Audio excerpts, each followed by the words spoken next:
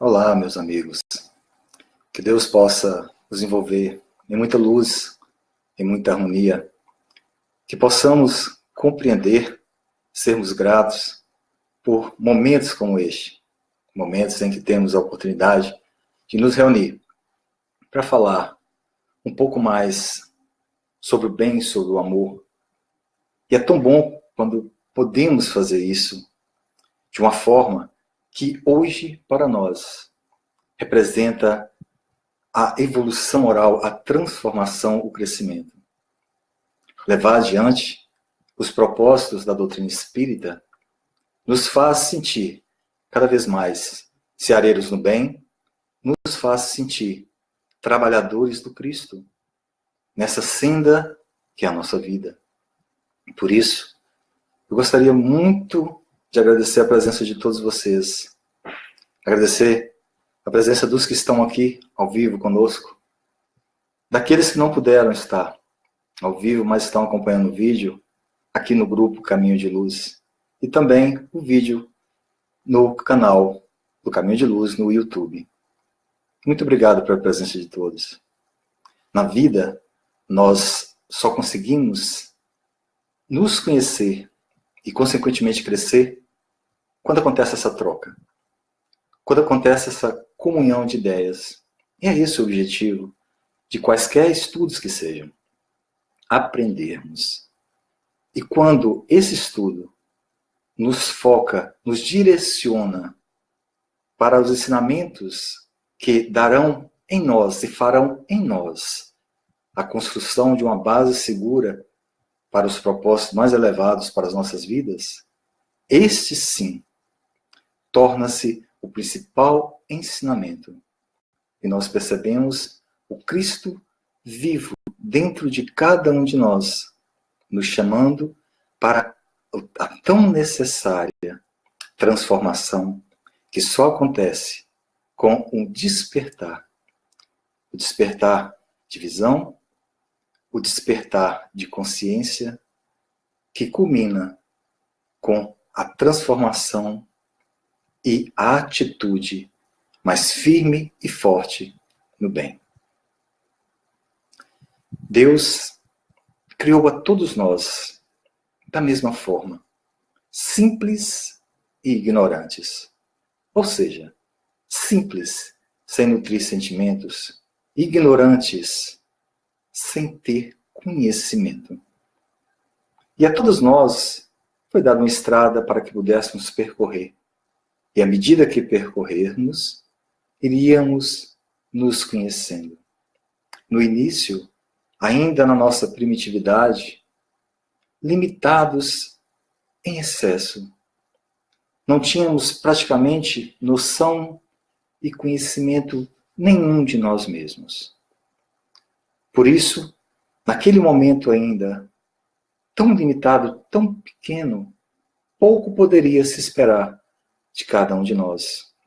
As nossas idas e vindas do plano espiritual para o plano físico eram rápidas, porque ali já não compreendiam.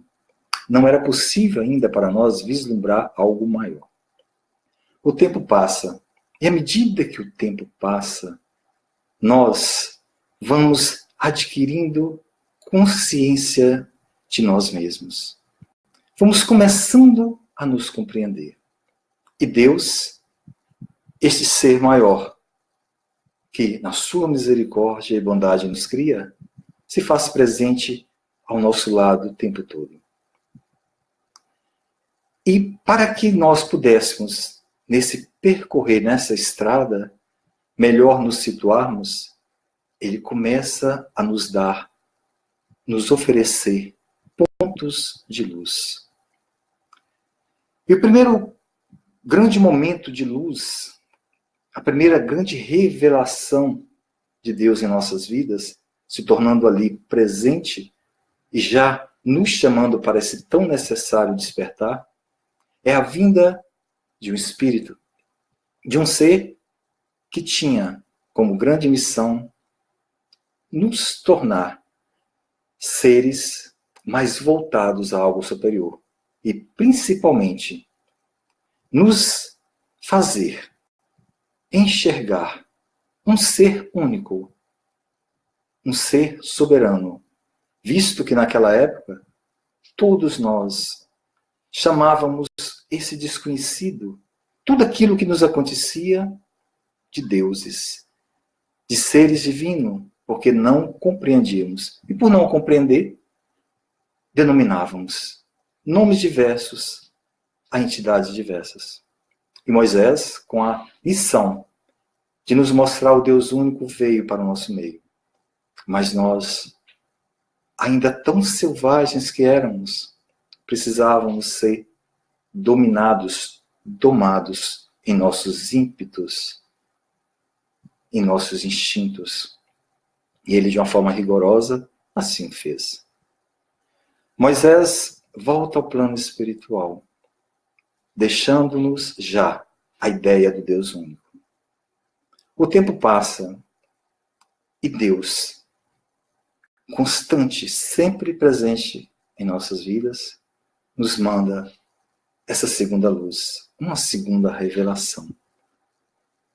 E essa, totalmente diferente da primeira. Essa vinha banhada em harmonia. Essa vinha banhada em paz. Chamando a atenção para os valores íntimos. Chamando a atenção para que nós pudéssemos começarmos a trilhar uma jornada para dentro de nós mesmos. Jesus, este ser enviado por Deus, vem até nós, torna-se homem em uma sociedade formada, acima de tudo, por ignorância, acima de tudo, formada por homens chucros, porque assim éramos. E ele, na sua docilidade, ele, na sua paz, pregava o amor, o bem, pregava o amor de irmãos, a fraternidade. Muitos não o compreenderam, a maioria não o compreendeu. E aqueles poucos que se juntaram a ele começaram a ser perseguidos. E a gente procura compreender isso.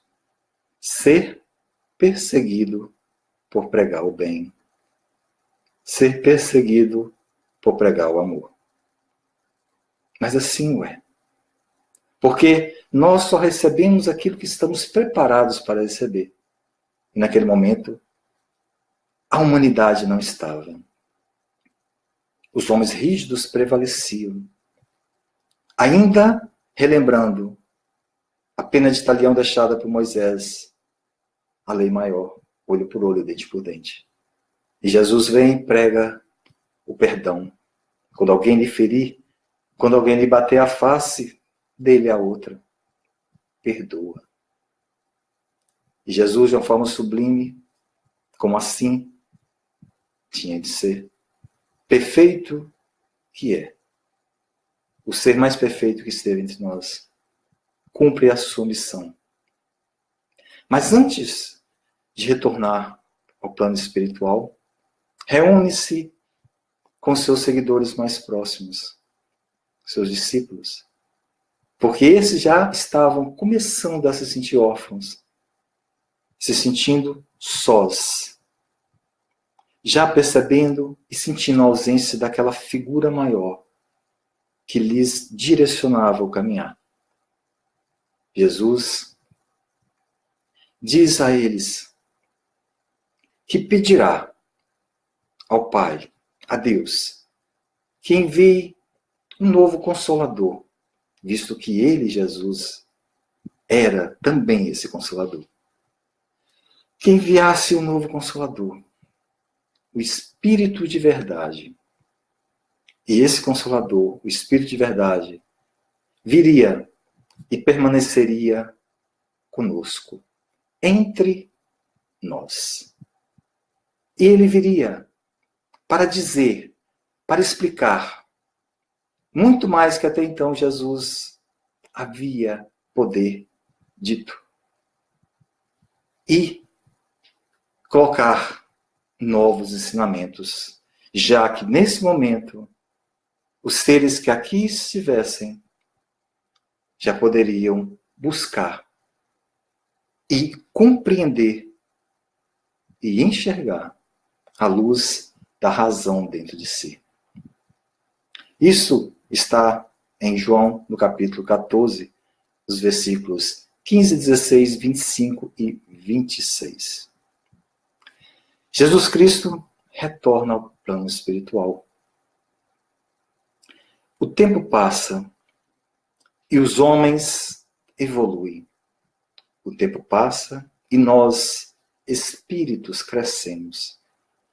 E à medida que crescemos, a busca para o nosso autoconhecimento também cresce conosco. E voltados antes que éramos para as coisas materiais de uma forma extrema, passamos a dar abertura a fornecer brechas para as coisas do espírito. Tanto que, em 1848, um marco, algo que toma uma proporção imensa e que hoje é considerado como o nascimento do espiritualismo moderno, acontece no interior dos Estados Unidos, na cidade de Hydesville, em uma família que ali residia e que tinha como base religiosa, como a maioria tem no interior desse país, protestantismo. Metodistas que eram. A família Fox. E, a partir de 1848, durante um bom período, as meninas Fox, Kate e Margaret, 11 e 14 anos, respectivamente, começam a ser incomodadas por batidas, por sons que hoje nós conhecemos como tipo. Ali naquela casa, há um tempo atrás, antes da família Fox vir residir, Charles, um viajante, um caixeiro viajante, um vendedor, havia sido assassinado pela família que antecedia a essa. E os seus restos mortais, seu corpo havia sido colocado na parede, com o objetivo de escondê-lo. E ele precisava se comunicar. E usa a mediunidade e efeito físico dessas meninas. Lembrando, 11 e 14, Kate e Margaret. Crianças para não deixar dúvidas da veracidade do fato. E elas, primeiro em tom de brincadeira, por ser algo novo, começam a criar uma linguagem. Uma pancada para sim, duas para não. E assim vai. Entre perguntas e respostas, cria-se uma comunicação que ultrapassa os limites daquela casa, que ultrapassa os limites daquela cidade e que chega a ultrapassar os limites daquele país. Porque pessoas vindas de várias partes se interessam, porque a imprensa noticia. E as meninas tornam-se famosas, mas principalmente os fenômenos de Hydesville tornam-se conhecidos. E a partir dali, percebemos o homem buscando entender, explicar o que até então para ele era inexplicável, ou sobrenatural. Do outro lado do mundo, do outro lado do oceano, por volta de 1855, em Lyon, interior da França, um homem culto, um professor, alguém que vivia à parte de tudo que se relacionava com o lado espiritual, religioso. Seu nome Hippolyte Léon Denisard Rivail, o professor Rivail. Respeitado, aluno brilhante do ilustre professor Pestalozzi. Ou seja, alguém que, quando dizia algo, era respeitado e ouvido. Pois bem, esse homem, em determinado momento, é surpreendido por amigos, pessoas sérias, centradas, cultas assim como ele, que o chamam para que ele possa acompanhar, para que ele possa ver e para que ele possa dar a sua opinião, para que ele possa opinar sobre algo que está acontecendo nos salões da corte francesa. Mesas começam a se movimentar. Cadeiras rodopiam no ar.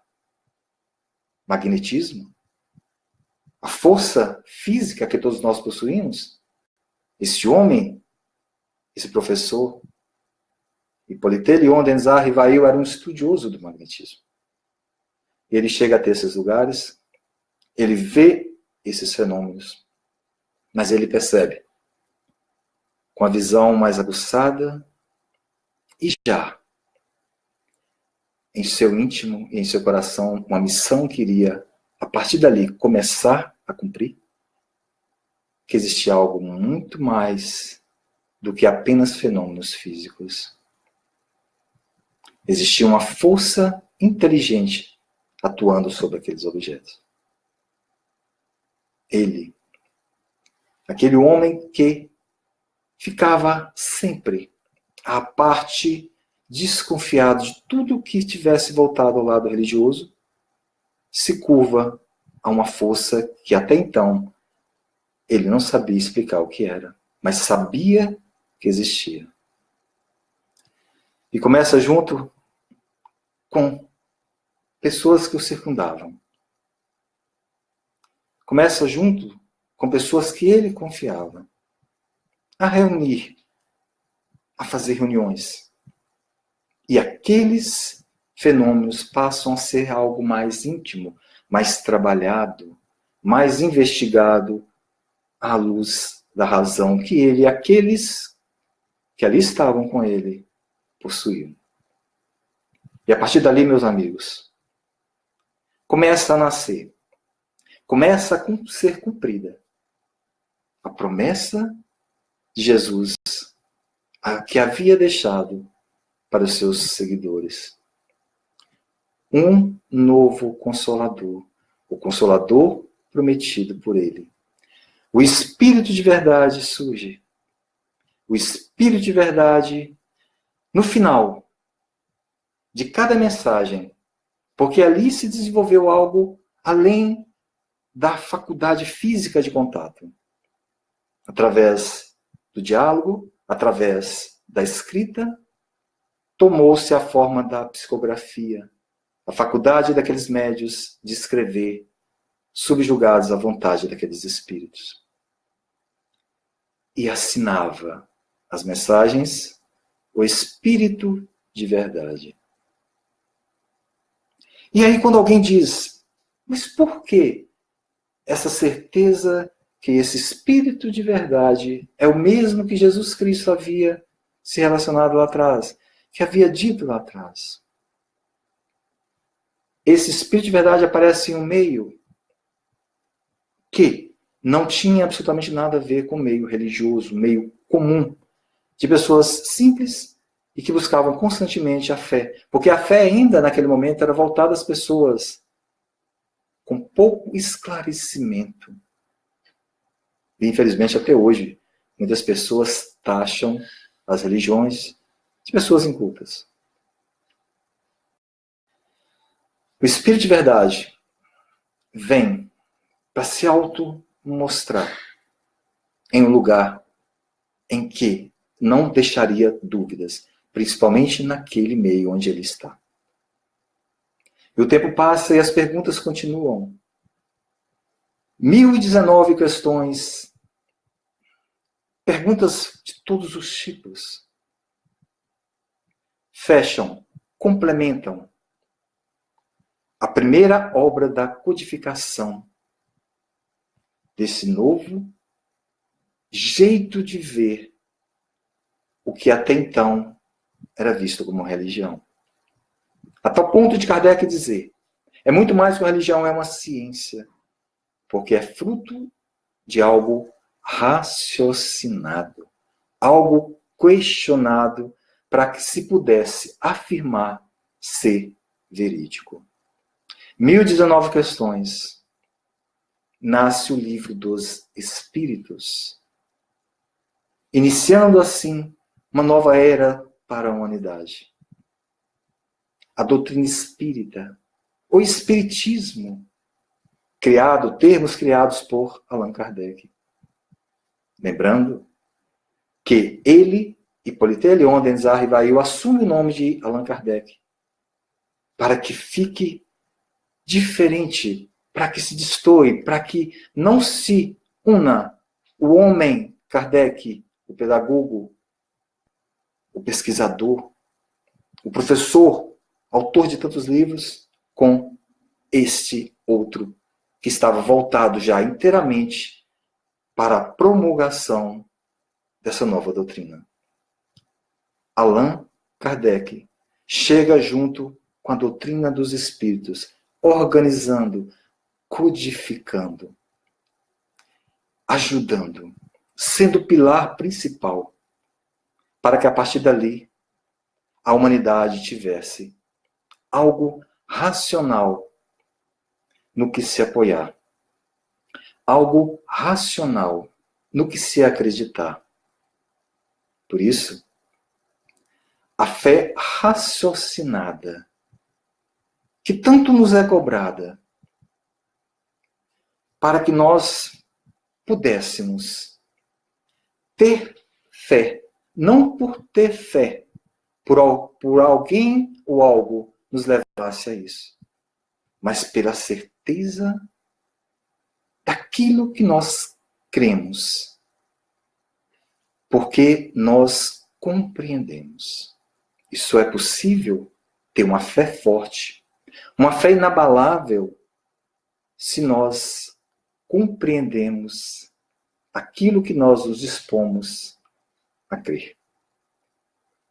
1857 é o momento inicial. Mas não para por aí. Nos 4 livros que compõem essa obra basilar, precisam ser mais estudados, divididos.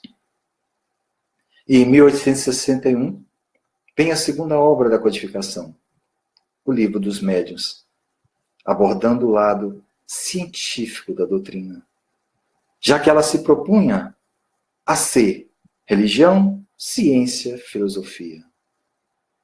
1861, o Livro dos Médiuns nos mostra que os mistérios já não mais existem. Nos mostram que o sobrenatural não existe. Tudo é natural. Tudo tem já uma explicação racional. Nos mostra o intercâmbio, que é algo tão natural e que sempre existiu, desde o momento da nossa criação, entre o plano físico e o plano espiritual. Cercados estamos de seres que haviam vivido aqui e que simplesmente passaram por um outro estágio, uma outra dimensão e que continuam vivos. E por que não haver esse intercâmbio? Por que não haver os medianeiros, o medianeiro, aquele que está, que é o elo, que é a ponte de ligação entre um plano e outro? O Livro dos Médiuns vem para mostrar esse lado racional da doutrina espírita. Em 1864, o Evangelho segundo o Espiritismo. Por que segundo o Espiritismo? Porque é retirado de tudo aquilo que Jesus deixou do seu lado moral, que é o que nos interessa.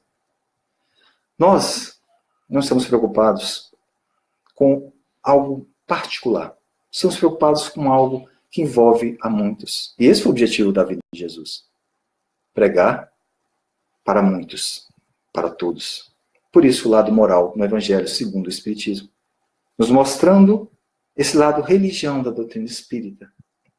Esse elo entre o homem e Deus. Que é o propósito de quaisquer religiões que sejam. Religar o homem a Deus. 1865, o céu e o inferno. Compondo o lado filosófico da doutrina espírita.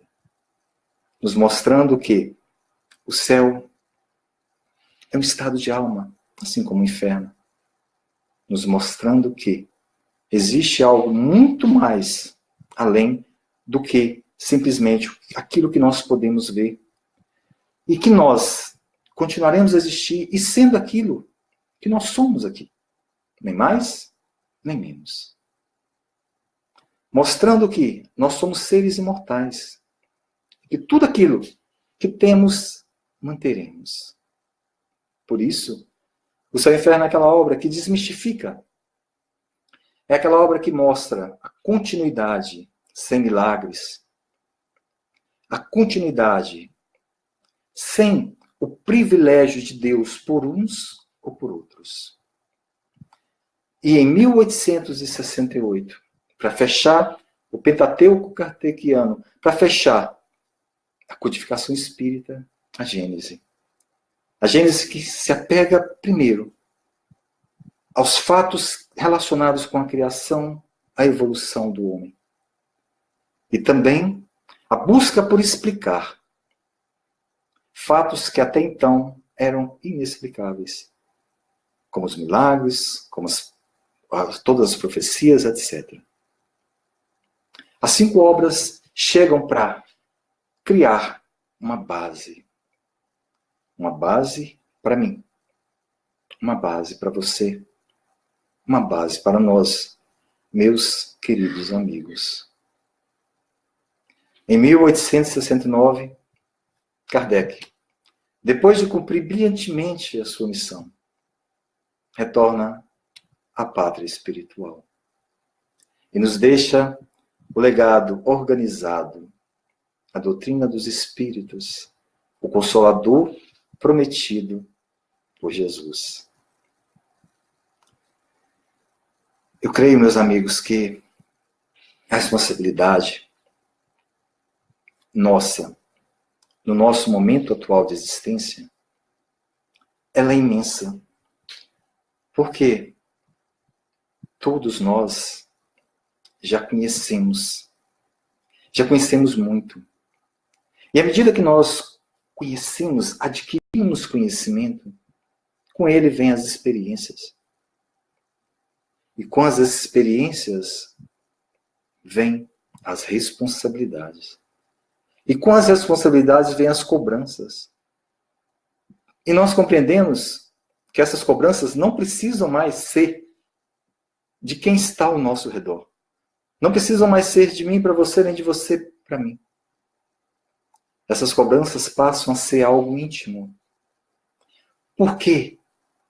Esse despertar dessa consciência que veio começando desde o princípio da minha criação, da sua criação, da nossa por Deus, desde esses primeiros passos que nós empreendemos nessa senda, nessa estrada chamada vida, cresceu. Somos filhos já, vivendo essa terceira revelação nas nossas vidas. Esse Consolador prometido por Jesus está presente em mim, está presente em você. E não é necessário que nós precisemos esbravejar, pregá-lo aos 4 ventos, ir em praça pública e gritar para todos sobre ele. Não. Porque Kardec perguntou aos espíritos se o espiritismo seria a religião do futuro. E os espíritos sabiamente responderam: não. O espiritismo seria o futuro das religiões. Porque a ideia é que todos se voltem a um objetivo único.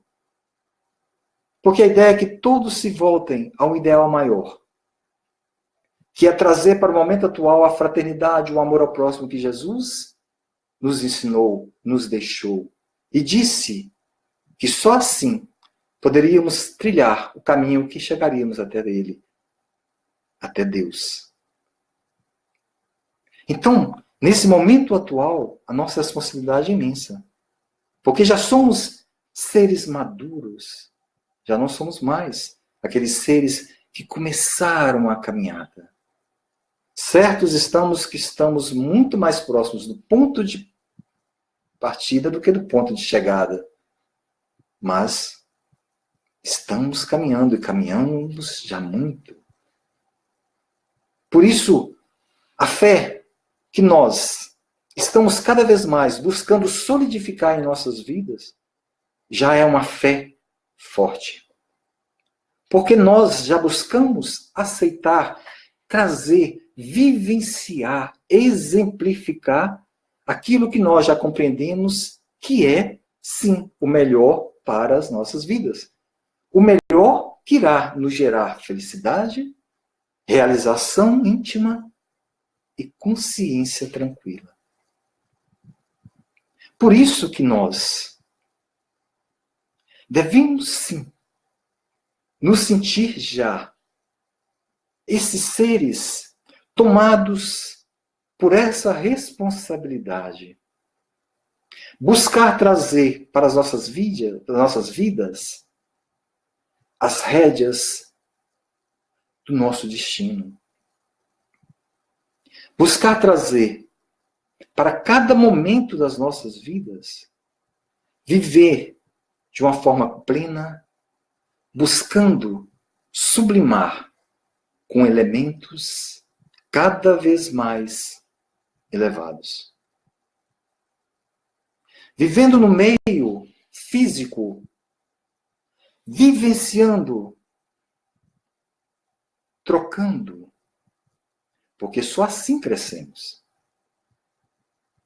É nessa confraternização constante que é a nossa vida que nós nos conhecemos, que nós nos corrigimos, porque todos somos diferentes.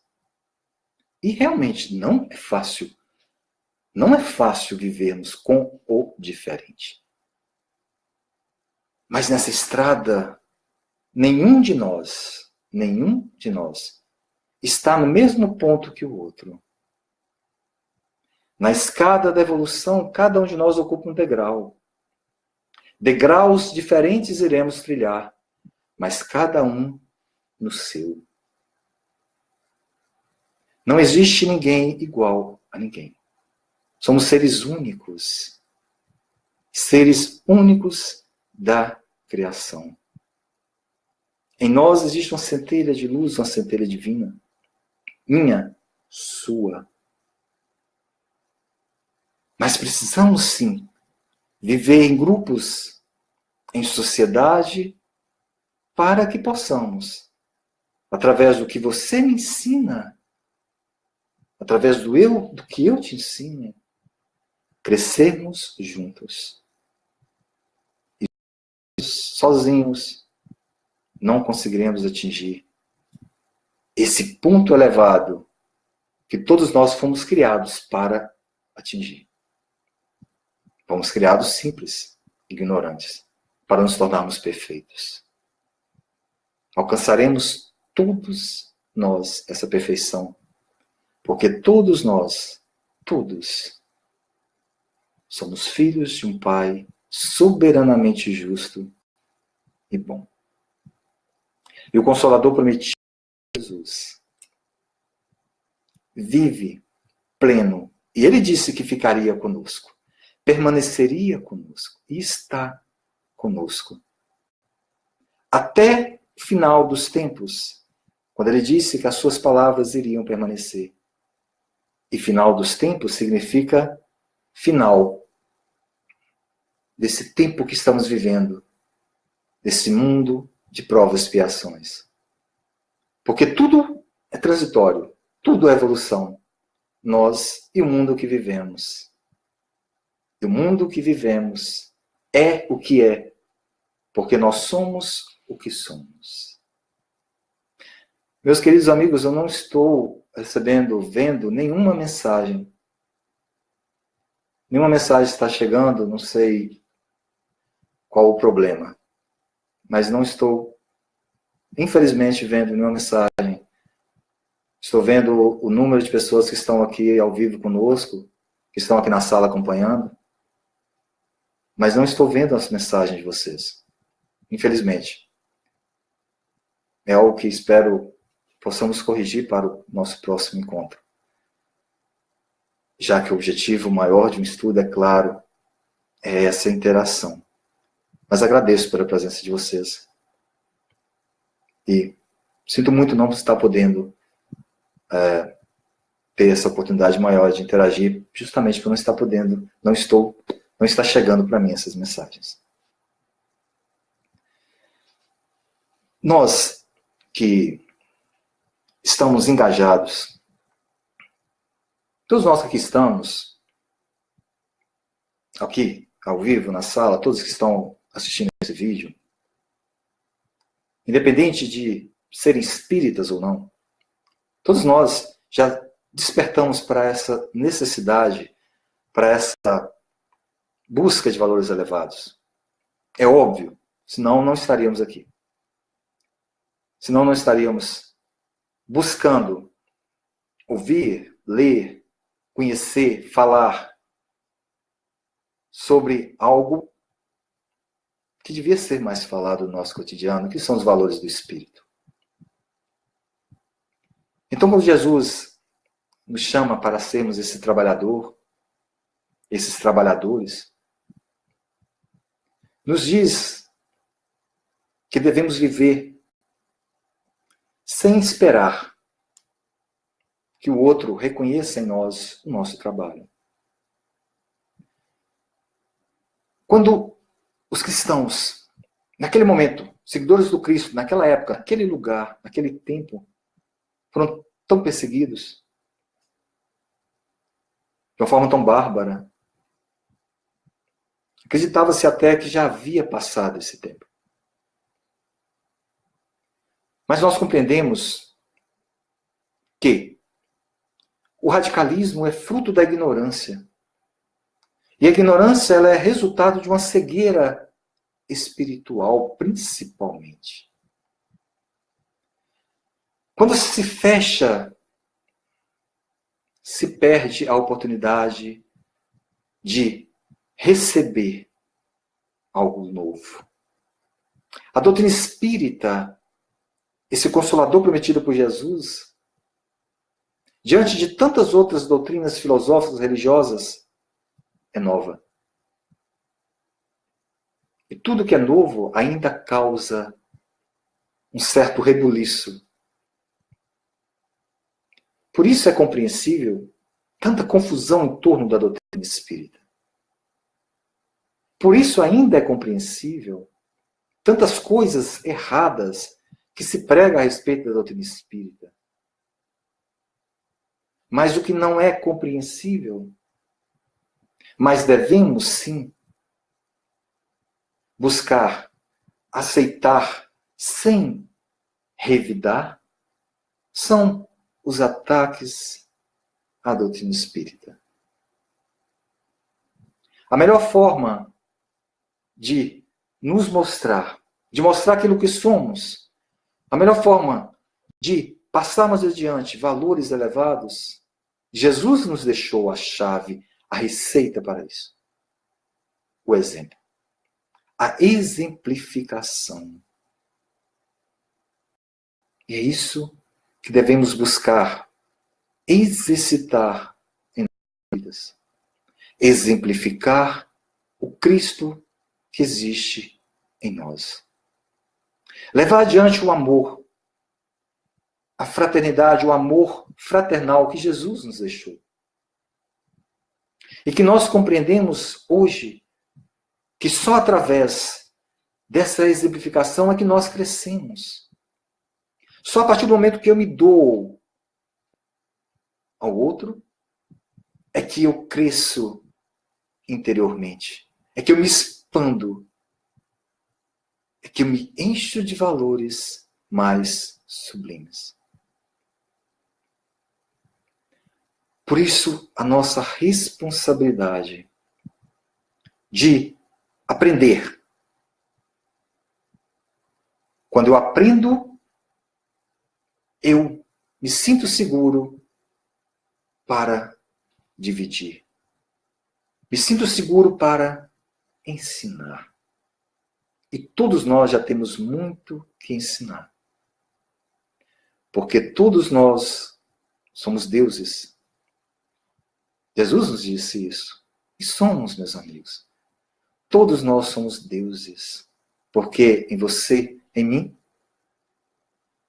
reluz, vive a centelha da vida, a centelha da criação. Que possamos levar adiante essa luz a todos que nos cercam. Que possamos levar adiante com fé, com força, com perseverança, essa luz que está em mim, que está em você, e que Jesus deixou para nós, e que chega e nos mostra de uma forma diferente o Consolador prometido por Ele, que é a nossa doutrina, nos mostrando a nossa responsabilidade diante de nossos atos, diante das nossas atitudes, nos ensinando que todos nós somos regidos por uma lei maior, uma lei natural, uma lei de causa e efeito, de ação e reação. Nos mostrando que nenhum de nós é privilegiado, nenhum de nós é o filho escolhido por Deus. Todos nós somos iguais diante da providência divina. Todos nós somos iguais diante do Criador. Todos nós seremos julgados, não por Ele, nem por Jesus ou por quem quer que seja, mas por nós mesmos. Porque nós já estamos compreendendo que essa luz, ela serve para, principalmente, iluminar as nossas consciências. E ao iluminar as nossas consciências, nós passamos a ser aqueles que passam a exercitar o que Jesus nos deixou e nos disse que deveríamos vivenciar em cada momento da nossa vida: a vigilância. Nos mantemos em oração, ou seja, nos mantemos conectados com os planos elevados, com Deus, e vigilantes com tudo aquilo que nos cerca, mas principalmente com tudo aquilo que ainda vive em mim, com tudo aquilo que ainda vive em você. Gratidão a Deus sempre por cada momento que temos a oportunidade de. Uma vida difícil? Muito. Mas se ela é difícil, se ela é pesada, é porque nós somos fortes. Então que aprendamos com o nosso querido Chico Xavier. Que peçamos a Deus, não que nos livre dos problemas, mas que nos dê ombros fortes para suportá-los. Que Jesus, que está presente entre nós, que Jesus que nunca nos deixou, que está vivo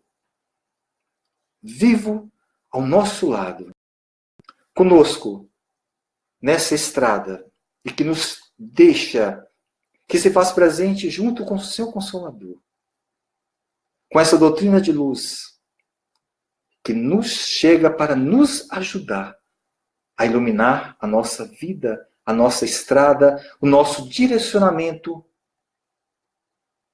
em direção ao nosso coração, em direção à nossa mente. Que Jesus possa fortalecer os nossos mais elevados ideais.